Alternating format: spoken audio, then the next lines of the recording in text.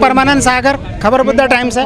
और यहाँ पे किसान आंदोलन में हम आए हुए हैं और किसान यहाँ पे अपनी बात रखने को यहाँ 14 टिकट आए हुए, छोटे टिकट। और मैं जानकारी लेना चाहूँगा कुछ लोगों से, आइए जानते हैं। सर आपका नाम? अनिल तालान, भारतीय किसान यूनियन राष्ट्रीय सचिव। थोड़ा जोर से बोलें।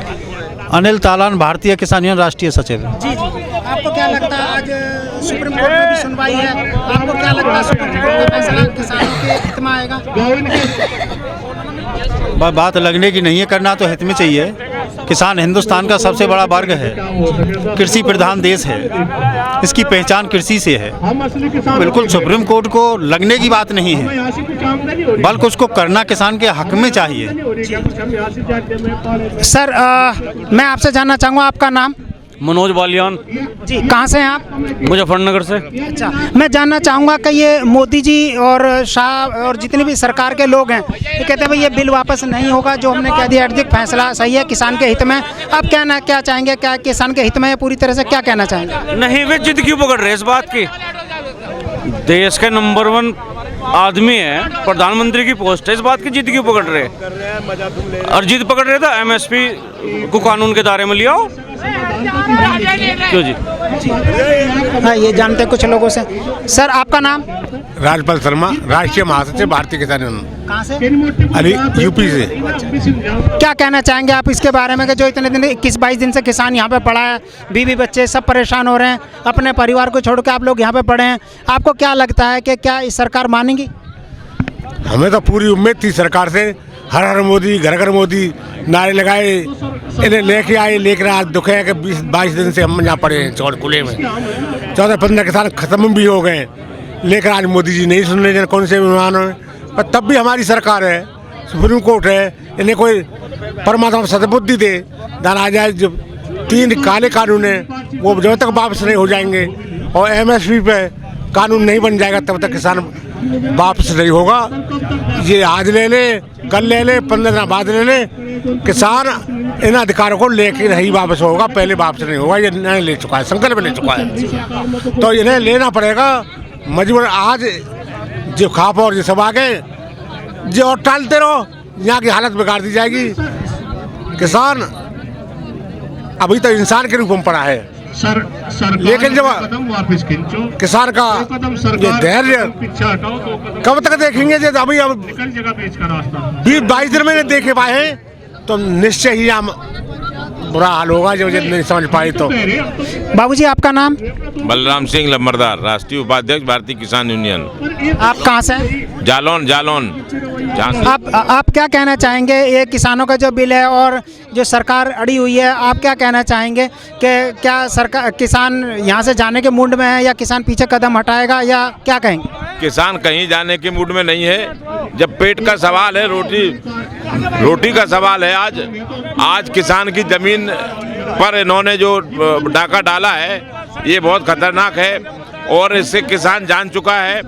और ये बात निश्चित मान लो आप कि जब तक तीनों काले कानून वापस नहीं होंगे तब तक किसान यहाँ से नहीं जाएगा, चाहे कुछ भी हो जाए, कितने भी शहीद हो जाए लोग, कुछ भी हो जाए। किसानों की जमीन पर डाका मारने से मतलब आपको लगता है कि किसान की जमीन भी चली जाएगी धीरे धीरे?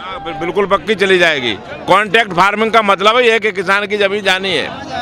और एमएसपी जिन्होंने जो पूंजीपतियों के हिसाब से जो कानून बनाए हैं, ये जो है इनकी कोई देन नहीं है। इन्हें तो ये पता नहीं है कि चने का पेड़ कितना बड़ा होता है, कि मतलब दरख्त होता है, इन्हें पता नहीं है कितना बीज, मतलब कितने एकड़ में कितना बीज लगता है, कैसे बोया जाता है, इन्हें पता नहीं है। बहुत बहुत धन्यवाद। प्रदीप देसवाल, मुजफ्फरनगर से आया हूँ, राष्ट्रीय किसान मजदूर संगठन से, जिलाध्यक्ष आरटीसीएल से। क्या कहना चाहेंगे आप इसके बिल के बारे में? मैं कहना चाहूँगा कि सरकार एक दुष्प्रचार कर रही है। सरकार बोल रही है कि वहाँ पर विरोधी बैठे हुए हैं, गाजीपुर बॉर्डर पर विरोधी बैठे हुए हैं, सरकार के विरोधी बैठ रहे हैं। मैं सरकार को बताना चाहूँगा कि जो प्रधानमंत्री जी मोदी जी आज पीएमओ में बैठे हुए हैं, इसी भीड़ के कारण जो किसानों की यहाँ पर जो भीड़ है, इसी भीड़ ने उनको वोट दिया था और सत्ता में बैठाया था, जिनको आज वे विपक्षी बता रहे हैं। यदि मोदी जी और मोदी सरकार के जो लोग गांव-गांव तक दुष्प्रचार कर रहे हैं, मैं उन्हें बताना चाहूँगा कि यहाँ पर उनके कोई विरोधी नहीं है, उनके ही वोटर हैं। इन लोगों ने सबने बीजेपी को वोट देकर उनको सत्ता में बैठाया। इन्हीं लोगों को विपक्षी बता रहे हैं हमें। अच्छा, अभी जैसा सुनने में आ रहा है जानकार सूत्रों के हवाले से, और आप भी अखबारों में और न्यूज़ में देखते होंगे, कहा जा रहा है कि नक्सली के इशारे पे चल रहे हैं, आतंकवादी घुसाए हैं, या विपक्षियों के इशारे पे ये कानून ये कर रहे हैं, किसान जो कुछ कर रहे हैं। आप इस बारे में क्या कहना चाहेंगे? किसान जो उसका न्यूनतम समर्थन मूल्य है, गवर्नमेंट बोले कि हम एमएसपी दे रहे हैं, लेकिन किस हिसाब से एमएसपी दे रही है गवर्नमेंट? भाई जो किसान तो आतंकवादी को पसंद नहीं, ये देख लीजिए आप, यानी कि जो हमारा न्यूनतम समर्थन मूल्य है वो किसे कहते हैं? एमएसपी किसको बोलते हैं?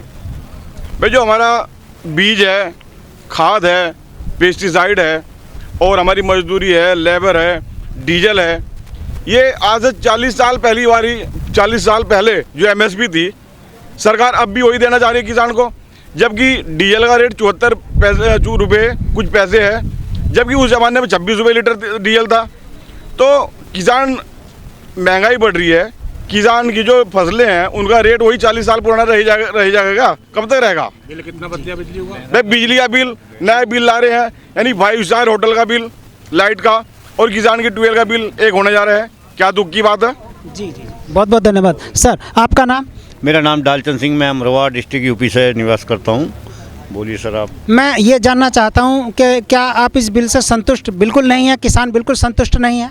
हम बिल से बिल्कुल भी संतुष्ट नहीं हैं, और जो हमारा तो एक ही मांग है कि बिल जो रद्द किए जाए और एमएसपी को कानून बनाया जाए। जिस तरह से ऑर्डिनेंस ये इसके लाए थे 3 बिलों के, इसी तरह से एक एमएसपी का इन्हें ऑर्डिनेंस एकदम लाना चाहिए। जब ये लॉकडाउन में सारे काम बनते तो ये वो ला सकते हैं, अध्यादेश ला सकते हैं। तो ये एक अध्यादेश ऐसा लाएं कि एमएसपी से कम जो भी खरीदेगा उसको जेल का प्रावधान इन्हें करना चाहिए। किसान की आय जब थोड़ी बहुत बढ़ सकती है, दुगनी, जो मोदी जी कहते हैं दुगनी आय कुछ नहीं है, झूठे इनके वो एजेंडे हैं सारे, ये सब जुमलेबाजी है इनकी। किसान इतना प्रभावित हो चुका है कि वो आगने वाली सल्तनत को, जो हमारी छोटी पीढ़ी है, उसके लिए भी तंग है। वो कहता है कि पापा क्या करोगे, ज़मीन को बेच दो।